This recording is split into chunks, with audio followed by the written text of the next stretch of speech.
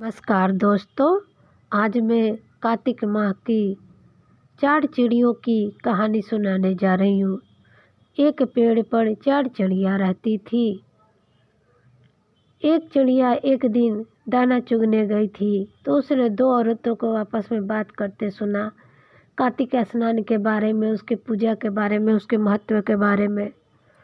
तब उस चिड़िया ने अपनी और जो 3 दोस्त थी, उसकी सखी थी तीनों, उनको आके सारी बात कह सुनाई और कहा कि चलो हम भी कार्तिक स्नान करते हैं। उसने तीनों चिड़ियों को राजी कर लिया और चारों चिड़िया जो सहेली थी वो नदी किनारे एक पेड़ पर वास करने लगी और प्रतिदिन कार्तिक में पूरे 1 महीना तक स्नान की, पूजा की, अर्चना की। प्रति श्रद्धा के दिन उसने घी और चावल दाल इकट्ठा किया और खिचड़ी बनाने को चढ़ा दिया चूल्हे पर और स्नान करने चली गई। तो सबसे पहले एक चिड़िया आई स्नान करके, तो खिचड़ी बन गया था तो उसने ऐसे भाप को ही सूंघ के उसका पेट भर गया, वो सो गई। फिर दूसरी चिड़िया आई, उसको भी भूख लगा था, उसने ऊपर ऊपर खिचड़ी का पानी पी लिया और वो सो गई। फिर तीसरी चिड़िया आई, तीसरी चिड़िया ने खिचड़ी खाई और चौथी चिड़िया आई जो उसका खुरचन बचा था उसको खाई।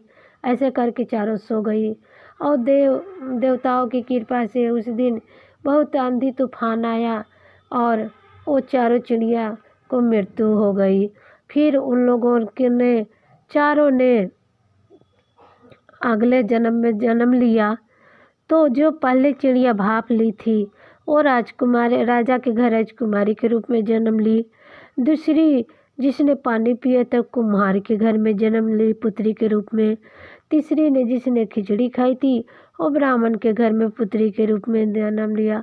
और चौथी जिसने खुरचन खाई थी उसने राजा के घर में ही हथनी के रूप में जन्म लिया।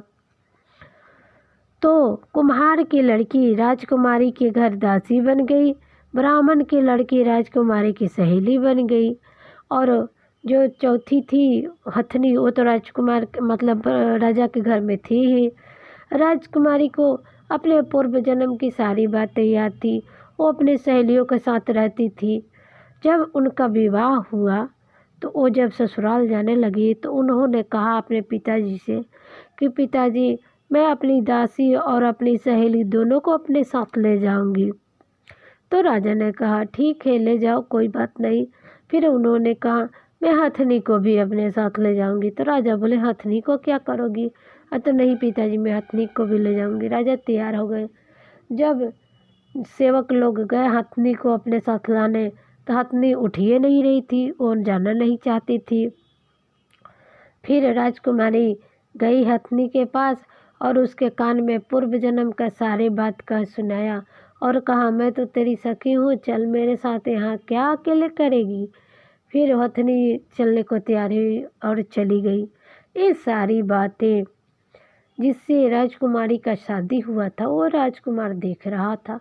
फिर उसने राजकुमारी से पूछा, अच्छा बताओ, तुमने उस हथनी के कान में ऐसा क्या कहा जो सेवक उठाते रह गए, नहीं उठी और तुम्हारे बोलने से ही उठ के चल दी।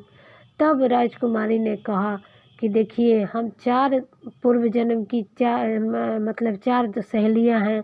पहले हम लोग चिड़िया हुआ करती थी।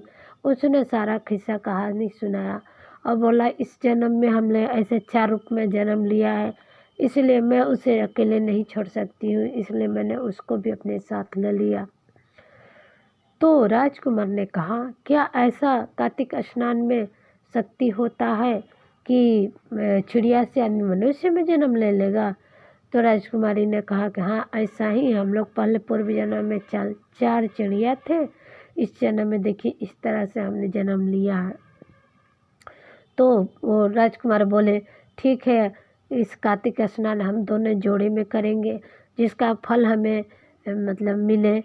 और जैसे ही कार्तिक का महीना शुरू हुआ, राजकुमारी और राजकुमार ने जोड़े में स्नान किया, पूजा अर्चना की, जिससे उनकी प्रसिद्धि और देश देश में और दूर दूर होने लगी और उनका यश फैल गया। जैसे कार्तिक महाराज ने उस राजकुमार को, चिड़िया को यश प्रदान किया, मुक्ति प्रदान की, वैसे ही सबको यश दे, मुक्ति जी। जय हो कार्तिक महाराज की।